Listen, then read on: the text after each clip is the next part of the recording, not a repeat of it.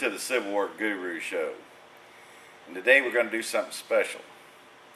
I've got a lot of requests to show fake swords and how to identify an original from a fake. And one of the most prized swords in collecting, especially in the Confederacy, is the Nashville Plow cavalry sword. And in the 1980s, there was a company producing reproductions of that particular sword, and they were excellent at it. Now here we are 40 years later, and the swords are really hard to tell. Now I had a gentleman from California send this particular Nashville Plow sword copy in here, and everybody thought it was original. And so I'm going to do this video so you can walk through it with me, and I'll show you some of the distinct differences between an original Nashville Plow sword and a fake Nashville Plow sword, or should I say replica. Now we're going to get the cameraman up here, my grandson, Brennan Cole, and get up close on the handle and on the scabbard and on the blade and all the things that you need to know. So I'm going to get out of the way of the camera and get it up close, and I'll talk while he's shooting each individual area that we need to take a look at. Alright, Brennan, let's move the camera. Alright, now we're up here on the handle of this particular sword. And what they did, they took an original guard and made a wax casting out of it. And we'll spin it around, we can see the CSA and the Nashville Plow on it. The handle is almost identical to an original Nashville Plow sword. This has the brass backstrap. The leather, one first thing you look at when you're looking at a sword, you look where it's pinged on here. The blade's pinged on through the hammer, and you see if it's been on there forever. This particular sword has been together for 40 years. You'll see a little discoloration on the back, and we'll look at that here in a minute, to where iron meets brass. Hard to tell, but that's one of the things you look for.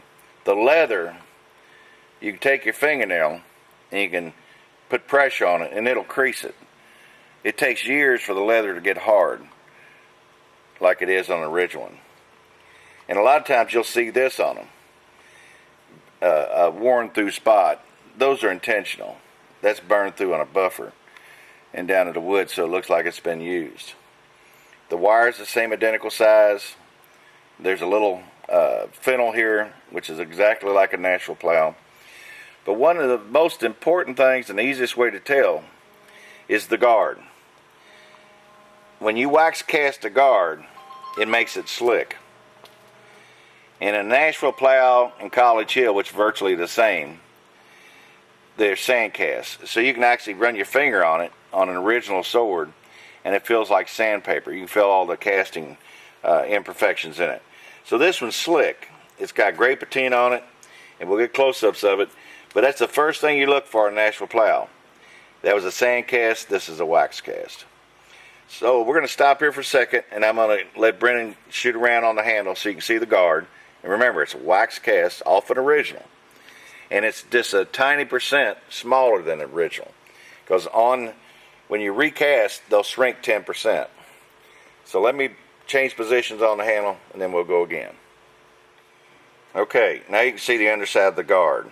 And you see how the Nashville Plow is worn. How the A is worn on the CSA underneath of it.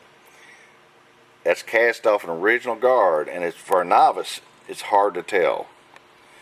But this right here, these dipplings should be rough, and these are smooth. They look rough in the photograph, but when you put your thumb on it, run them around on it, they're smooth. It's a wax cast. Let me just roll it around here. But a great copy. But again, this is a $12,000 to $15,000 sword if it's original. This is a $500 to $700 sword as a good copy. And that's what this is a copy.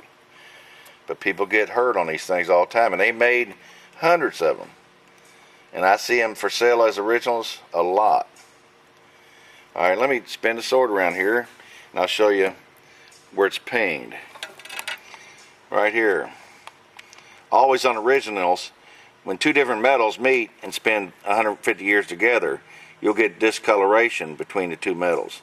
And you can see that one right there is not very much. But again, gray patina, and this is again cast off an original, so it's wavy.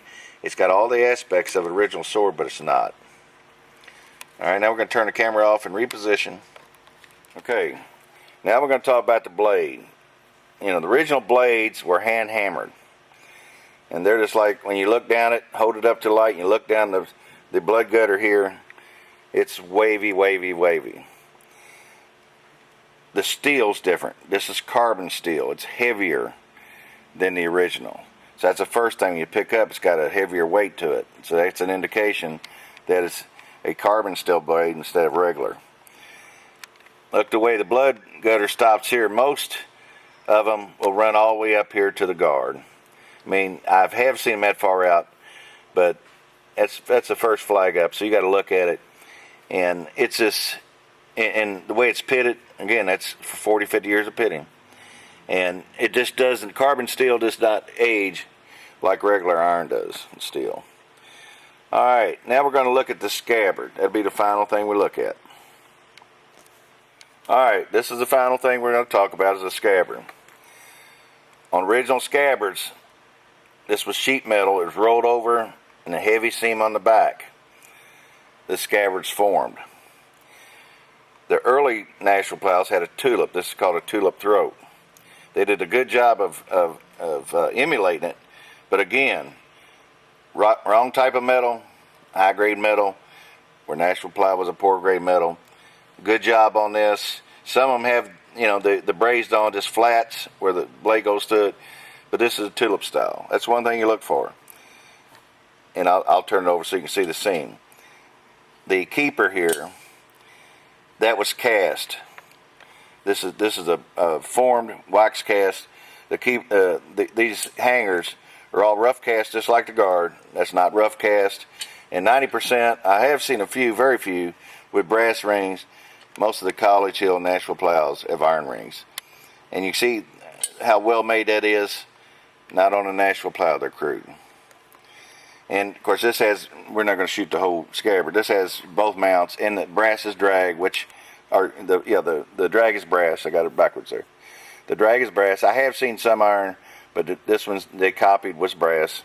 And it's again brazed on perfect, not soldered on. And then we roll it around, you don't see the seam. It's real fine soldering that they did. On a Nashville plow, you're going to see there's a seam, barely see it, barely running down here. The technology, they didn't have that technology in 1860s. You'll see a heavy seam with brass in it, or lead in it. You don't see it on the scabbard. Another thing about the scabbard's real light, featherweight. And the Nashville plows and the College Hills weren't. And it's formed around a mold. And most of those, you'll see some hammer marks in them and some stretch marks where they soldered them. So that's about everything that I know, just other than picking one up and touching it. But that's the indicators that you want to look for on these swords, because this sword could command, like I say, $12,000 plus, and it's $500 to $800 only because it's a great copy. But that's what it is. It's a you know. I think these things were made out in Kansas, I hear. And not only did they make these, they made Boyle Gambles, they made anything good, Froelich, they made all the good ones. They copied them exactly off originals. So buyer beware. If you want to buy something of high quality, make sure you're dealing with somebody reputable. And if it's from an individual, just get some good pictures of it, send it to somebody, and let them give you an opinion on it. So from the Civil War Guru, have a great day.